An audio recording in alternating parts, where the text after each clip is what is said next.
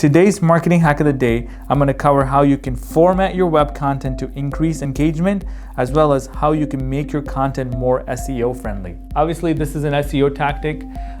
If you're not practicing SEO, this is not going to be the same. But if you're using any sort of online marketing strategy and you want to get users to come to your website and convert, you want to be looking at your page and you want to be looking at how it's broken up and specifically how you're using headlines. Now, there's one headline on the top of the page that's probably the topic that you're going to cover. That might be a blog post or a name of a product or a service or whatever. But throughout the body content, you want to use what we call in SEO H2 tags. What's an H2 tag? What it's going to do is it's going to tell search engines what the topic is covered in the page, and also it's going to help the reader understand this is the topic that I'm going to read about. So if you're going to scroll down 3/4 of the way, okay, this is the topic. You scroll down some more, you're going to see the topic. Now, when I go to a particular website and it's all content, it's now broken up into H2s and even H3s, I'm going to be like, what is this blog talking about? It cannot be all about that headline,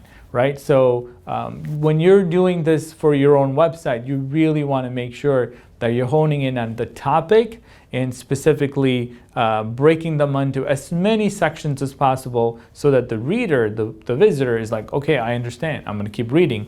And maybe they want to read a particular section and they won't know if you don't break them up. So you want to make sure and you want to focus on that as much as possible. And I think it would help getting repeat visitors. Maybe it will help how people are sharing the content because they actually read that part. If you're expecting somebody to read all 2,000 or 1,000, 1,500 words, you're not going to get them to do that because today people are scanning, right? There's so much scarcity for time.